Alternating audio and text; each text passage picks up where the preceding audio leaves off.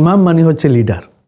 Leader মানে সর্বস্তরে যান কথাটা মানুষের কাছে মূল্যায়িত হয়, যার কথাগুলা বিকে, যারে রেসপেক্ট করা হয়, সম্মান করা হয়, এই মানুষই আসলে ইমাম। ইমাম মানে নেতা, লিডার, ডিসিশন দাতা, এবং যার মাধ্যমে মানুষের উপকার পায়, মানুষে অন্ধভাবে যারে বিশ্বাস করতে পারে। আপনি যে কথা আপনার প্রেসিডেন্টকে কইছেন যে মানুষ শুরুতেই আপনি কইছেন যে যার উপরে মানুষ আস্থা রাখতে পারে। আসলেও দেখুকা যে আল্লাহ তাআলা কোরআনের মধ্যে ফরমাইছেন, ওয়ালিল্লাহিল আউযু বিল্লাহি মিনাশ শাইতানির রাজিম, বিসমিল্লাহির রহমানির রহিম, ওয়ালিল্লাহিল ইজ্জাতু ওয়ালি রাসূলিহি ওয়ালিল মুমিনিন ওয়ালাকিন্নাল মুনাফিকিনা লা ইয়ালামুন।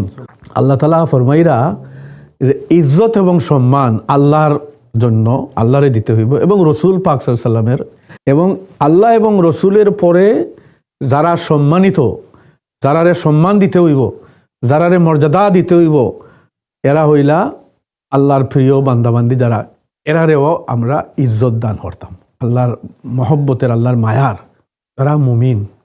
কিন্তু মুনাফিক যারা, যাদের দিলের মধ্যে আল্লাহ সম্পর্কে, আখেরাত সম্পর্কে যাদের বিশ্বাস নাই, তারা কিন্তু এই জিনিসটা তারা করতে চায় না, দিতে চায় না।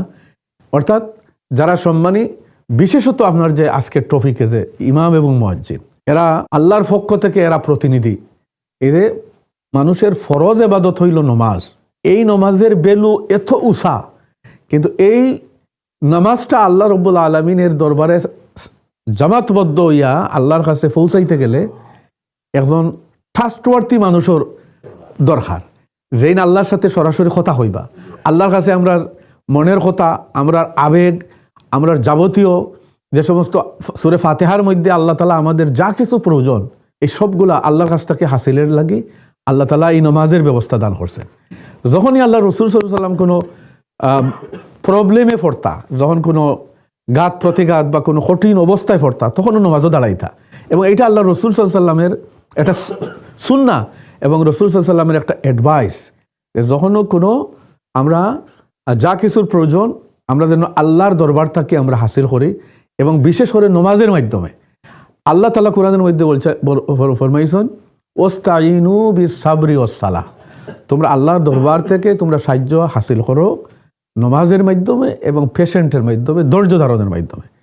তাইলে এত বড় একটা ফরজ ইবাদত অন্ধভাবে আমরা ইক্তাদাইতু বিহাযাল ইমাম হইয়া দাঁড়াইলাম যে আমার ফরজ ইবাদত। তাইলে আপনার আমার, আমরা সবাই এই মানুষটার প্রতি গভীর শ্রদ্ধা এবং আস্থা থাকতে হইব, এবং এর সাথে সাথে এই আস্থার মাধ্যমে যিনি আস্থাভাজন, এই ব্যক্তিরও আপনার কদর দিতে হইব, ইজ্জত দিতে হইব। যে কথা আল্লাহ কইছেন, ওয়ালিল্লাহিল ইজ্জাতু ওয়া লিরাসূলিহি ওয়া লিল মুমিনিন, এবং মুমিনদেরও, মুমিনের মধ্যে টপ ক্লাস মুমিন হইলে ইমাম।